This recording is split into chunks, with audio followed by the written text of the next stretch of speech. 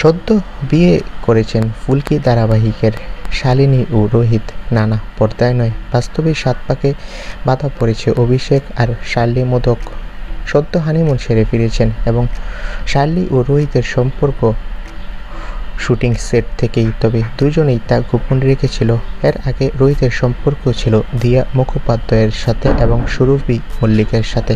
শার্লিকে বিয়ে করার পর অভিষেকের অতীত কাটাছেঁড়া হয়েছে অনেক, এমনকি তাদের বিয়ের সময় অভিনেত্রী সুরভি মল্লিকের ইঙ্গিতপূর্ব পোস্ট অভিষেক আর শার্লিকে অনেক কটাক্ষ শুনতে হয়। এ প্রসঙ্গে অভিনেতা অভিষেক বলেন যে, আমাকে বোঝানো হয়েছিল যে আমি কতটা খারাপ। আমি একসময় অনেক চেঁচিয়ে উঠতাম আর নিজের উপর আত্মবিশ্বাস হারিয়ে ফেলেছিলাম।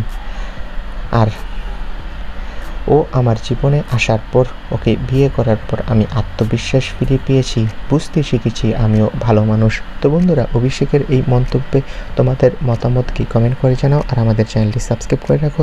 ভিডিওটি ভালো লাগলে একটি লাইক দিবে আর আমাদের চ্যানেলটি সাবস্ক্রাইব করে রাখবে। ধন্যবাদ।